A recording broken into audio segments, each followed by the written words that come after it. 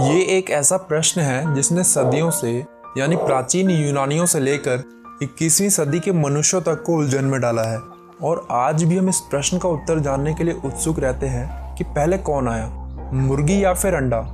देखा जाए तो इस प्रश्न का उत्तर बहुत आसान होना चाहिए, क्योंकि अंडे देने वाले जानवर मुर्गी के अस्तित्व से बहुत पहले के हैं।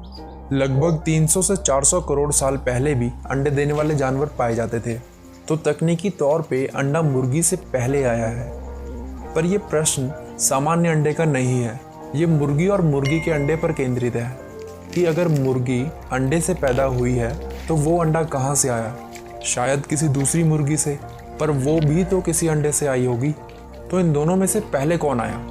एक और कुछ लोगों का मानना है कि मुर्गी पहले आई, क्योंकि एक शोध से पता चला है कि मुर्गी के अंडे के निर्माण में आवश्यक प्रोटीन OV17 सिर्फ मुर्गी के अंडाशय में पाया जाता है।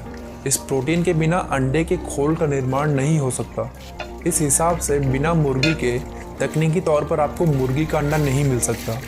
पर यहाँ एक सवाल खड़ा होता है कि आखिरकार क्या मुर्गी का अंडा मुर्गी द्वारा दिया गया अंडा है, या फिर ऐसा अंडा भी मुर्गी का अंडा कहलाएगा जिसके अंदर से मुर्गी ने जन्म लिया है, क्योंकि मुर्गी के अंदर पाया जाने वाला प्रोटीन OV17 कहीं से तो आया है। ये बात हमें कहानी के दूसरे सिरे पर ले जाती है, जहां लोगों का मानना है कि अंडा मुर्गी से पहले आया। दो जीव प्रजनन के दौरान DNA के रूप में अपने आनुवंशिक जानकारी यानी जेनेटिक इंफॉर्मेशन भेजते हैं, पर यह DNA कभी भी 100% सेम नहीं रहता है। इस DNA से जन्म लेने वाले जीव में थोड़ा बहुत बदलाव आता है, और इसके चलते कुछ हजार पीढ़ियों बाद DNA में ये बदलाव नई प्रजाति का रूप ले लेते हैं।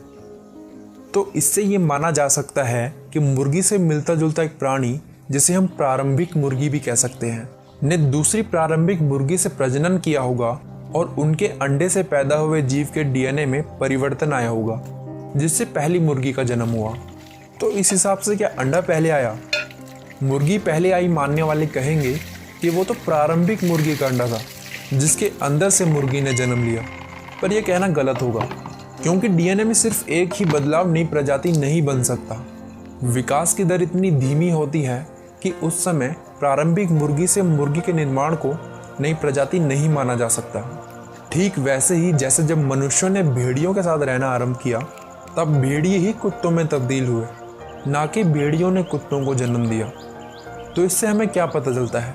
देखिए, दो चीज़ें हो सकती हैं। पहली कि कुछ प्रारंभिक अंडे देने वाले जानवरों की वजह से प्रारंभिक मुर्गी का निर्माण हुआ, जिसने प्रारंभिक मुर्गी के अंडे दिए। इसके कुछ अंडों के DNA में परिवर्तन आया, जिससे मुर्गी का निर्माण हुआ, जिसने मुर्गी के अंडे दिए। इस मामले में तकनीकी तौर पे मुर्गी के अंडे से पहले आई।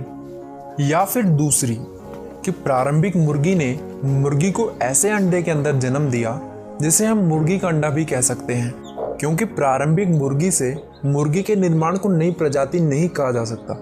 तो आखिर में ये कहना गलत नहीं होगा